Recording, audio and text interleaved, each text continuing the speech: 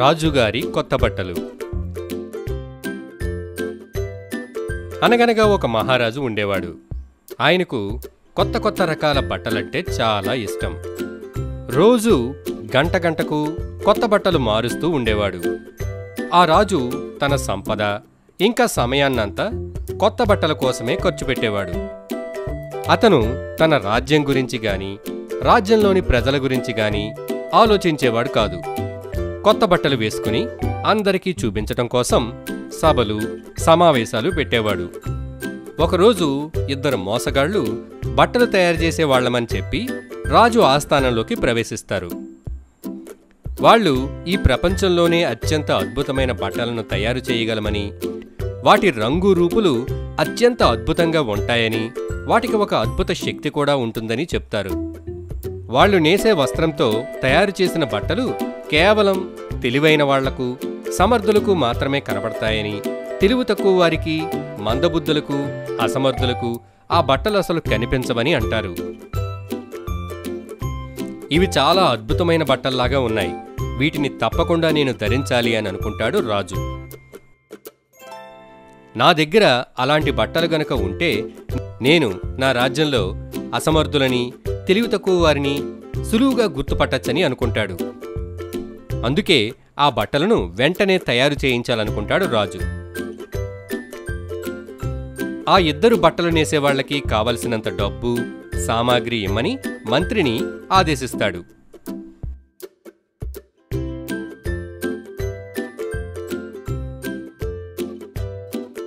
ఆ ఇద్దరు నేతగాళ్లు 2 మగ్గాలు పెట్టుకొని ఖాళీ మగ్గాలపై ఏదో నేస్తున్నట్లుగా నటిస్తుంటారు. వాళ్ళు ఆ బట్టలు చేయడానికి అత్యంత విలువైన పట్టు ఇంకా బంగారు దారాలు కావాలని అడుగుతారు. మంత్రి వాళ్ళు అడిగినవన్నీ ఇస్తాడు. అవన్నీ వాళ్ళు వాళ్ళ సంచిలో వేసుకుని తిరిగి ఖాళీ మగ్గాలపై ఏదో నేస్తున్నట్టుగా నటిస్తారు. రోజంతా తెగ కష్టపడి బట్టను నేస్తున్నట్టుగా నటిస్తుంటారు. ఆ బట్టను నేసేవాళ్లు ఆ బట్టలను ఎలా తయారు చేస్తున్నారో తెలుసుకోవాలని అనుకుంటాడు రాజు.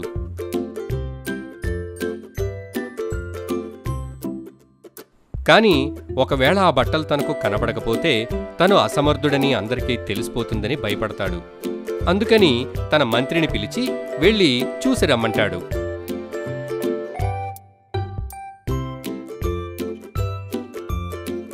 మంత్రి చాలా తెలివైనవాడు ఇంకా సమర్థుడు అని రాజుకి గట్టి నమ్మకం. అందుకే మంత్రిని పంపుతాడు. ఆ మంత్రి బట్టలు నేసేవాళ్ల దగ్గరికి వెళ్తాడు. అక్కడ తనకి ఎలాంటి బట్టలు కనపడవు. మంత్రి ఆశ్చర్యపోతాడు. ఖాళీ మగ్గాలపై మీరు ఏం నేస్తున్నారు అని వాళ్ళని అడగబోతాడు. అయితే అలా అడిగితే తను తెలివిలేనివాడని, సమర్థుడు కాదని, అందుకనే అతనికి ఏమీ కనిపించడం లేదనే ప్రమాదం ఉన్నందున ఏమీ మాట్లాడకుండా ఉండిపోతాడు. ఆ ఇద్దరు దొంగలు మంత్రిని మగ్గాలకు దగ్గరగా రమ్మని ఆ రంగులు, ఆ డిజైన్లు ఎలా ఉన్నాయో చూసి చెప్పమంటారు. మంత్రి దగ్గరగా వచ్చి ఆ వస్త్రం తనకు కనపడుతున్నట్లుగా నటిస్తూ, ఆహా చాలా బాగున్నాయి, ఈ రంగులు, ఆ అంచులు చాలా అద్భుతంగా ఉన్నాయి అంటాడు. వెంటనే ఆ ఇద్దరు దొంగలు పట్టు ఇంకా దారాలు అయిపోయి వచ్చాయి, ఇంకొంత సామాగ్రి కావాలి మాకు అని మంత్రిని అడుగుతారు. మంత్రి మరలా కొంత పట్టు ఇంకా బంగారు దారాలు వాళ్లకి ఇస్తాడు. వాటిని కూడా వాళ్ళు సంచిలో వేసేసుకుంటారు. రాజుకి కొత్త బట్టలను చూడాలన్న ఉత్సుకత పెరిగిపోతుంటుంది. ఇంకొక అధికారిని పిలిచి ఆ బట్టల తయారీ ఎంతవరకు వచ్చిందో చూసి రమ్మని పంపుతాడు. ఆ అధికారికి కూడా మంత్రికి జరిగిన అనుభవమే ఎదురవుతుంది. అతనికి ఖాళీగా ఉన్న మగ్గాలు కనబడతాయి. వాటిపై వాళ్ళు పనిచేస్తున్నట్టుగా నటిస్తుంటారు. ఆ దొంగలు ఆ అధికారిని దగ్గరగా వచ్చి ఆ బట్టలు ఎలా ఉన్నాయో చూడమంటారు. ఇవి మంత్రిగారికి చాలా బాగా నచ్చాయి, ఆయన వీటిని ఎంతో మెచ్చుకున్నారు, మీకు కూడా ఇవి బాగా నచ్చుతాయని అనుకుంటున్నాం అంటారు. ఇప్పుడు ఇవి కనబడలేదు అంటే అతను తెలివిలేనివాడని, అసమర్థుడని అందరికీ రుజువవుతుంది. అందుకు ఆ అధికారి, అబ్బా ఈ బట్టలు చాలా బాగున్నాయి అని తెగ మెచ్చుకొని అక్కడి నుండి వెళ్ళిపోతాడు. రాజుగారి దగ్గరికి వెళ్ళి ఆ బట్టల గురించి తన మాటల్లో చెప్పలేనని, అవి అంత అద్భుతంగా ఉన్నాయని తెగ పొగిడేస్తాడు. ఊరంతా ఆ బట్టల గురించి మాట్లాడుకోవడం మొదలు పెడతారు.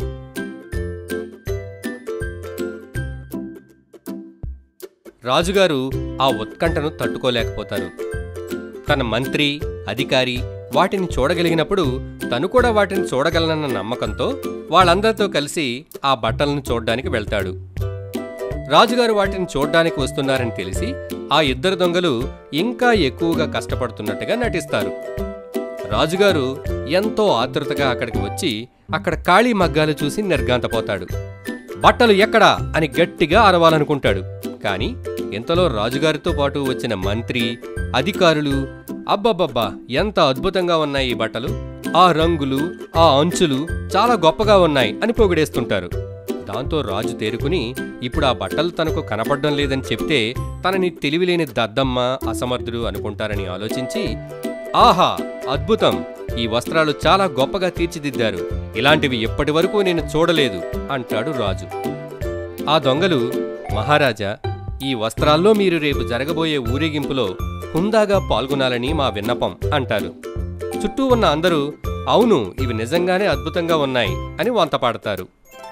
మహారాజు ఆ వస్త్రాలతో మంచి బట్టలు సిద్ధం చెయ్యమని చెప్పి వెళ్ళిపోతాడు. ఆ దొంగలు ఆ రాత్రంతా బాగా కష్టపడి వాటిని తయారు చేస్తున్నట్టుగా నటిస్తూనే ఉంటారు. తెల్లవారుగానే రాజుగారి బట్టలు సిద్ధమయ్యాయి అని అంటారు. మహారాజు బట్టలు ధరించి చూసుకోవడానికి అక్కడికి వస్తాడు. ఆ దొంగలు ఖాళీ చేతులతో ఆ బట్టలను పట్టుకున్నట్టుగా నటిస్తూ, ఇదిగోండి మహారాజా, ఇది మీ ట్యూనిక్, ఇవి మీ రోబ్స్, ఇది మీ సర్కోట్ అని ఖాళీ చేతుల్ని చూపిస్తారు. ఈ బట్టలు కేవలం సాలెగూడంత బరువు మాత్రమే ఉంటాయి, అసలు బట్టలు వేసుకున్నట్టే ఉండదు, వాటిని చాలా జాగ్రత్తగా వేసుకోవాలి అని మహారాజుకి చెప్తారు. మహారాజు తన ఒంటిపై ఉన్న బట్టలను తీసేస్తే ఈ కొత్త బట్టలు తొడుగుతామని అంటారు ఆ దొంగలు. రాజు తన బట్టలను తీసేసి నిలబడతాడు. వాళ్ళు ఆ బట్టలను తొడిగినట్లుగా నటిస్తారు. ఆ బట్టలు రాజుగారికి చాలా బాగా నప్పాయని, చాలా అద్భుతంగా ఉన్నాయని తెగ పొగిడేస్తారు. రాజుగారు చాలా మురిసిపోతాడు. తాను ఊరేగింపుకు సిద్ధమని హుందాగా నడుస్తూ రాజవీధుల్లోకి ప్రవేశిస్తాడు.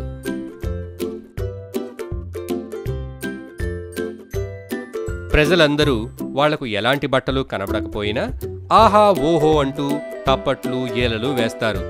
అబ్బా ఎంత బాగున్నాయో రాజుగారి బట్టలు అని తెగ పొగిడేస్తుంటారు. ఎందుకంటే ఎవరికైనా కనపడలేదు అంటే వాళ్ళు తెలివిలేని వాళ్ళని రుజువైపోతుందని భయపడతారు.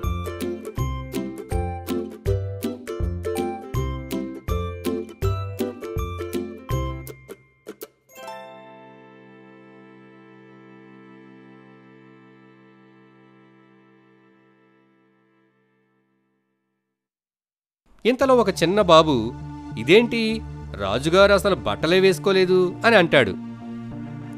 అది విన్న ఒక తాత కూడా, అవును నిజమే, రాజుగారికి బట్టలు లేవు అంటాడు.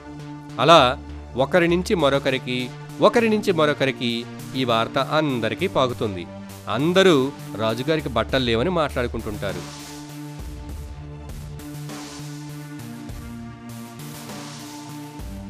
అది విన్న రాజుగారికి తను ఎలాంటి బట్టలు వేసుకోలేదన్న విషయం అర్థమవుతుంది. సిగ్గుతో, అవమానంతో కృంగిపోతాడు రాజు. అప్పటి వరకు ప్రజలపైన, రాజ్యంపైన దృష్టి పెట్టకుండా హంగులు, ఆర్భాటాలు అని కాలాన్ని, ధనాన్ని వృధా చేశానని పశ్చాత్తాపడతాడు ఆ మహారాజు. ఆ దొంగలు తీసుకున్న పట్టు, బంగారం ఇంకా డబ్బుతో అక్కడి నుంచి పరారవుతారు.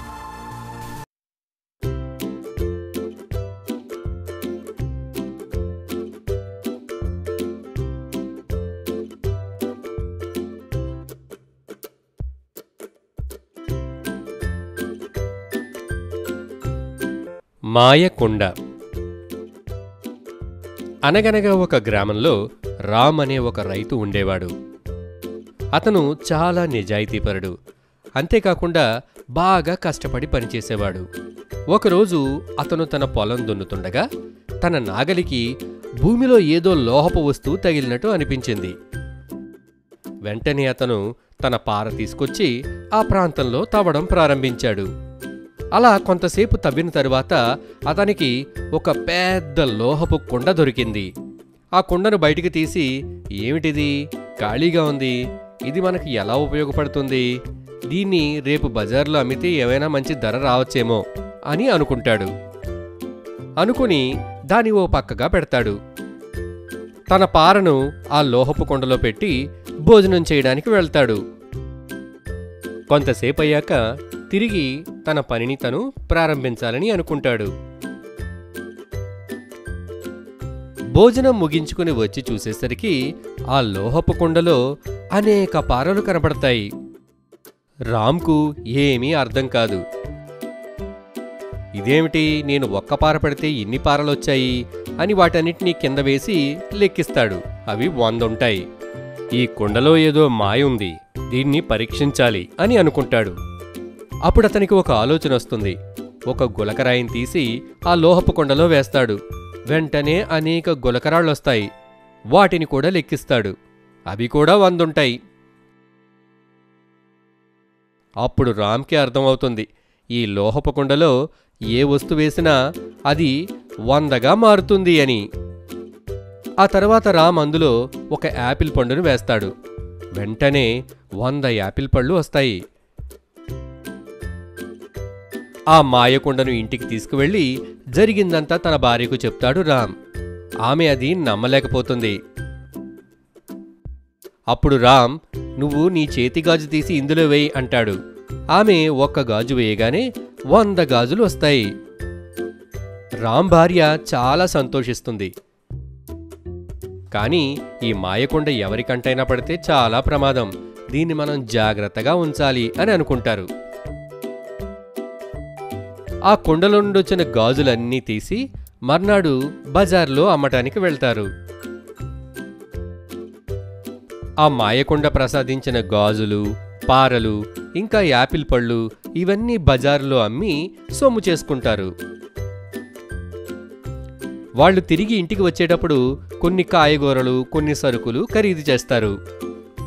ఇంటికొచ్చిన తర్వాత కొన్ని కాయగూరల్ని ఆ మాయకుండలో వేస్తారు. వెంటనే అవి 100ల సంఖ్యలో బయటకొస్తాయి.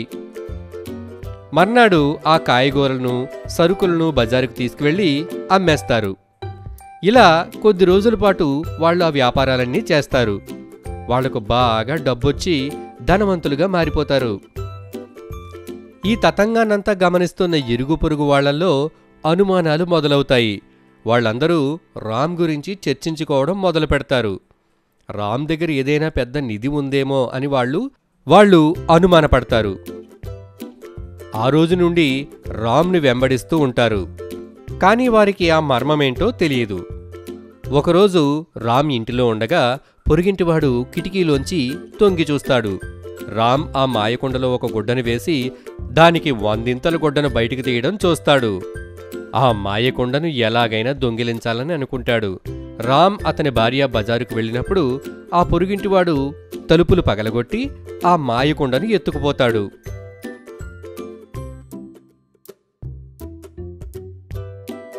రామ్ అతని భార్య ఇంటికి తిరిగొచ్చి చూసేసరికి వాళ్ల మాయకుండ కనిపించదు.